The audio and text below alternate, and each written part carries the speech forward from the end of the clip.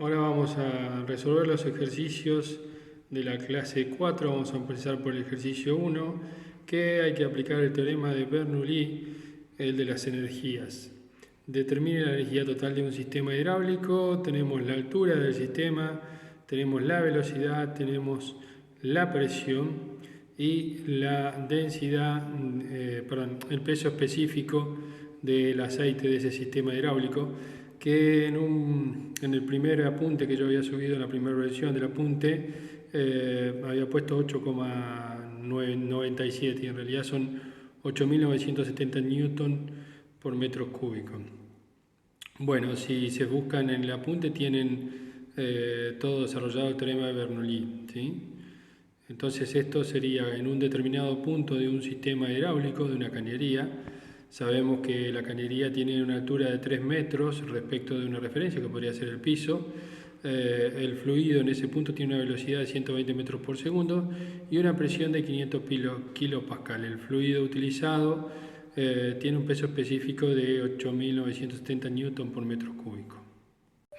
Bueno, continuando con la resolución de este ejercicio, podemos ver en el apunte que la ecuación de la energía es la altura que tiene el fluido respecto a un cero, a un punto de referencia.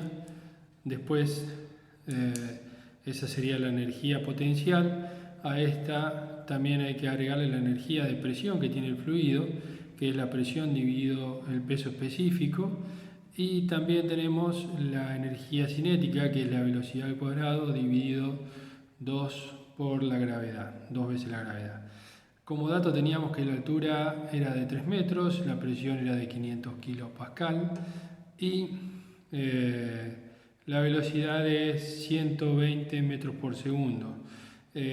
Para poder resolver el ejercicio, los kilopascal lo tenemos que transformar a newton por metro, su equivalente, su relación en newton por metro cuadrado, perdón.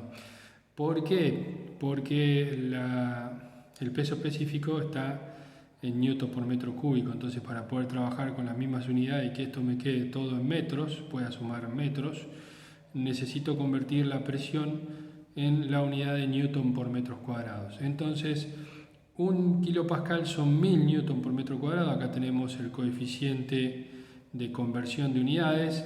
De esta manera pongo abajo el 1 kilopascal para poder cancelar los kilopascales, y esto me va a quedar 500 por 1000, son 500.000 en newton por metro cuadrado, así que la presión son 500.000 newton metros cuadrados. Entonces tenemos que la energía total en ese punto es 3 metros más la presión, que es 500.000 newton sobre metro cuadrado, por 8.970 newton por metros cúbicos. Acá newton con newton se van, metros cuadrados se van con el metro cúbico y queda solamente metros abajo, que pasa multiplicando arriba, entonces esto quedaría en metros. En este caso es velocidad al cuadrado, era 120 metros por segundo, entonces quedan 120 al cuadrado, metros al cuadrado sobre segundos cuadrados. Y 2 por 9,8, que es la gravedad, por metro sobre la gravedad se mide en metros sobre el segundo cuadrado. De esta manera se me van segundo cuadrado con segundo cuadrado, metros con el metro cuadrado, y me queda en unidad de metros. Entonces finalmente la altura total que tiene el sistema es la altura potencial, que es 3 metros, haciendo 500.000 dividido 8.970 nos queda 55,7 metros, que es la energía de presión, y haciendo la cuenta entre 120 al cuadrado dividido 2 por 9,8 da 734,7 metros, que es la energía cinética. Ahí podría preguntar, compare los tres tipos de energía y qué puede decir respecto de la energía potencial, en comparación con las otras dos. Podemos ver que la energía potencial en este caso es despreciable respecto a la energía de presión y la energía cinética, ¿sí? Acá estamos hablando de una presión absoluta de algo de 5 bar, un poquito menos.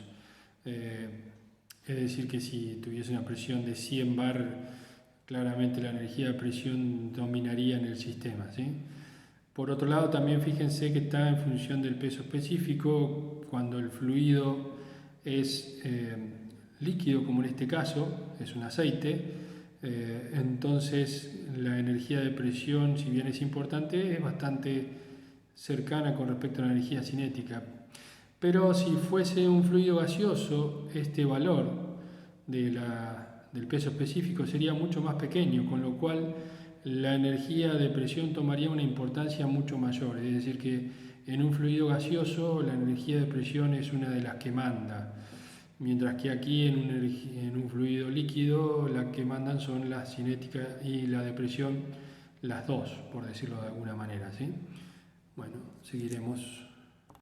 Bueno, aquí seguimos con el ejercicio, vamos a empezar con el ejercicio 2 de la clase 4.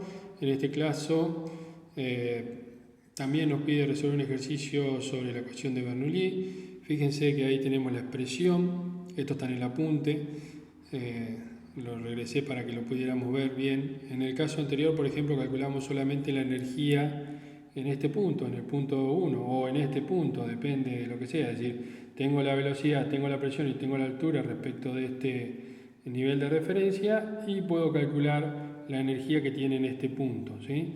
Bueno, ahora vamos a calcular de vuelta, pero para poder determinar la velocidad, ¿sí? Vamos al ejercicio. En el ejercicio tenemos los dos datos, de este punto y de este punto. Entonces tenemos que plantear esta ecuación, que la energía en el punto 1 va a ser igual a la energía en el punto 2, ¿sí? Permanece constante.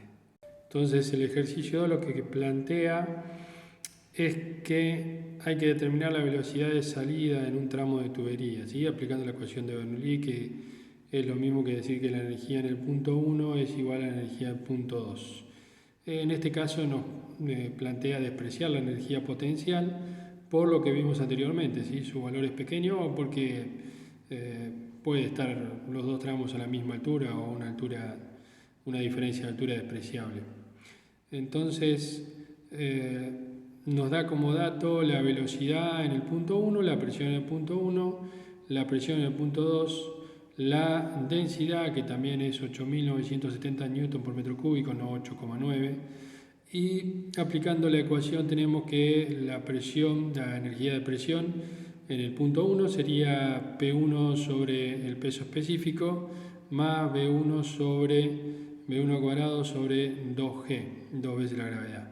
Y del otro lado va a ser igual a P2 sobre gamma, que es el peso específico, más B2 al cuadrado sobre 2G.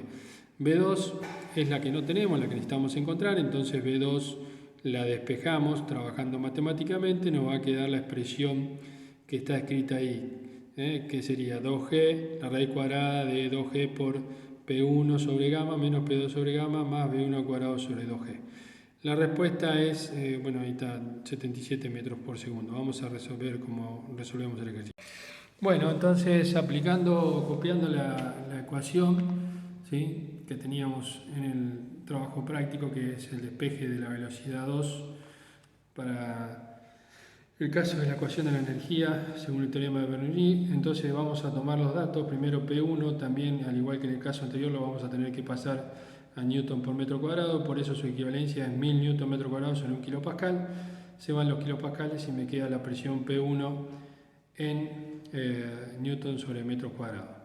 Lo mismo con P2, tenemos que es 930 kilopascal por 1000 Newton sobre metro cuadrado, se eliminan los kilopascales, nos queda la presión en Newton por metro cuadrado.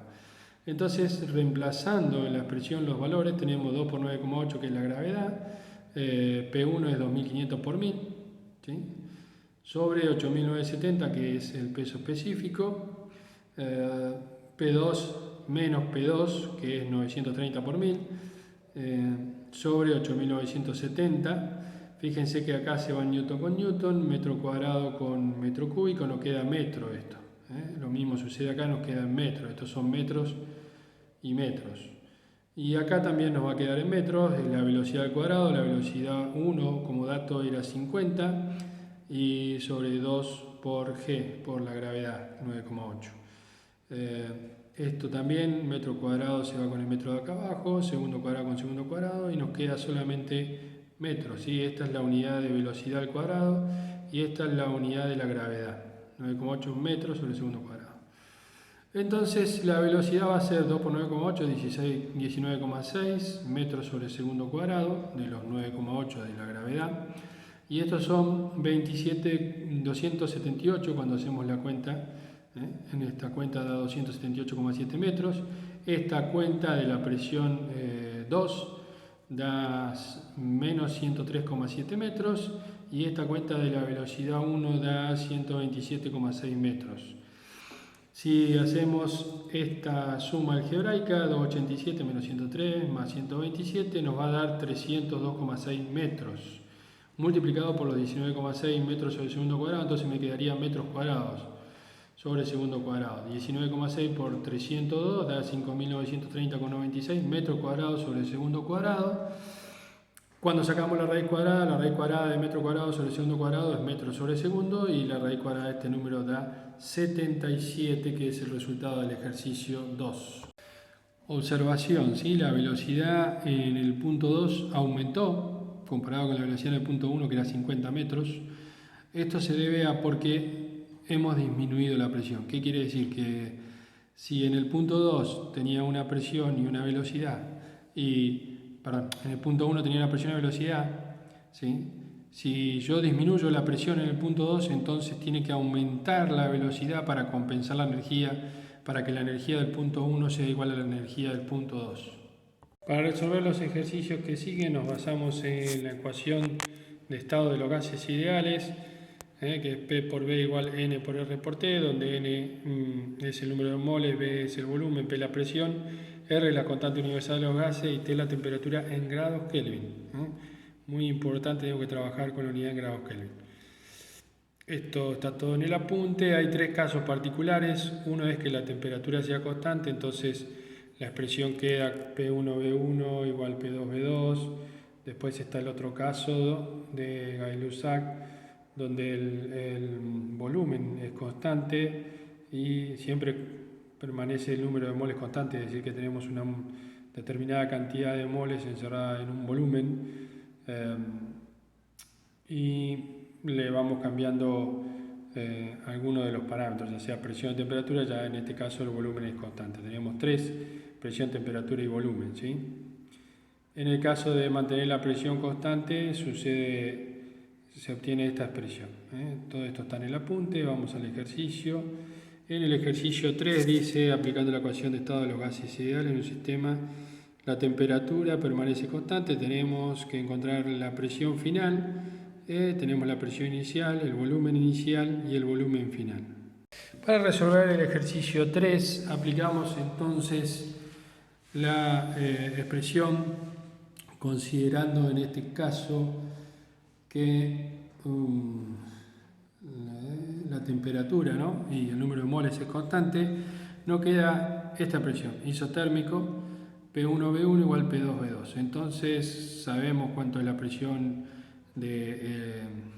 inicial, la presión, el volumen del proceso en el estado inicial, y sabemos cuál es el volumen del proceso en el estado final. Lo que no sabemos cuál es la presión de ese proceso en su estado final. Entonces lo que obtenemos es que la presión en el estado final va a ser igual a P1V1 sobre V2. Reemplazando, la presión inicial es de 30 bar, el volumen inicial es de 1200 y el volumen final es de 2000 centímetros cúbicos. Reemplazando nos queda una presión de 18 bar. Fíjense que el volumen inicial era de 1200, el volumen final era de 2000, es decir que mientras el proceso se hace a temperatura constante, lo que está sucediendo es que está aumentando el volumen a costillas, por decirlo de alguna manera, de que disminuya la presión. El ejercicio 4 se trata de isocórico, es decir, que el volumen es constante, el número de moles es constante. En este caso desconocemos la presión inicial, pero sabemos cuánto es la presión final, cuánto es la temperatura inicial y cuánto es la temperatura final. Aplicamos la ecuación de estado para isocórico, nos queda que P1 sobre T1 igual P2 sobre T2. De aquí despejamos P1, pasando esto para aquel lado. Entonces nos queda que la presión 2 por la temperatura 1 sobre la temperatura 2. En este caso la presión es de 1200 kPa, La temperatura estaba en grados centígrados, 90 grados centígrados, pero le tenemos que sumar 273 para que nos quede en grados Kelvin. Y lo mismo acá abajo, la temperatura del estado final era 55, le tenemos que agregar los 273 para transformarla en grados Kelvin, ¿sí? De esta manera, grados Kelvin con grados Kelvin nos queda la presión en kilopascal. Importante recordar que esta fórmula la tenemos que trabajar con unidades de temperatura absoluta, como es el caso de los grados Kelvin para el sistema internacional o los grados Rankine para el sistema inglés.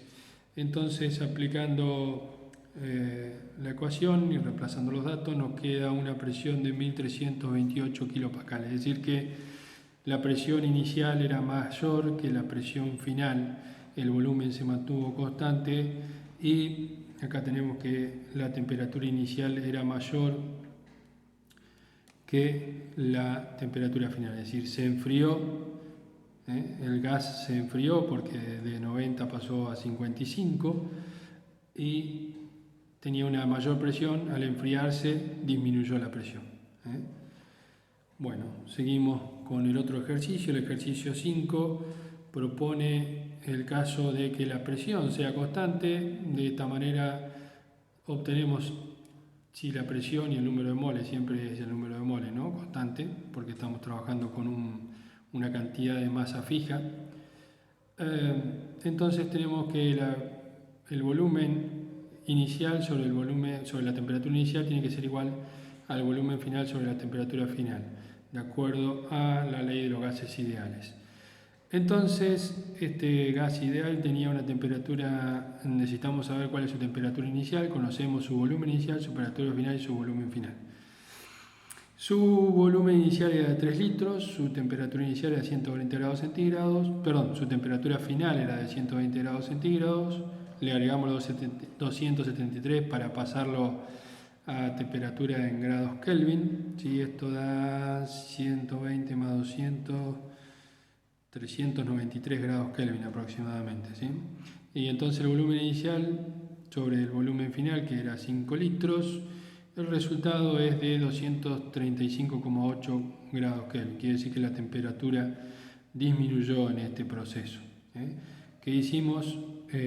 Aumentamos el volumen, ¿sí? Manteniendo la presión constante, y por ende disminuye la temperatura. Bueno, todo esto está en función de estas relaciones.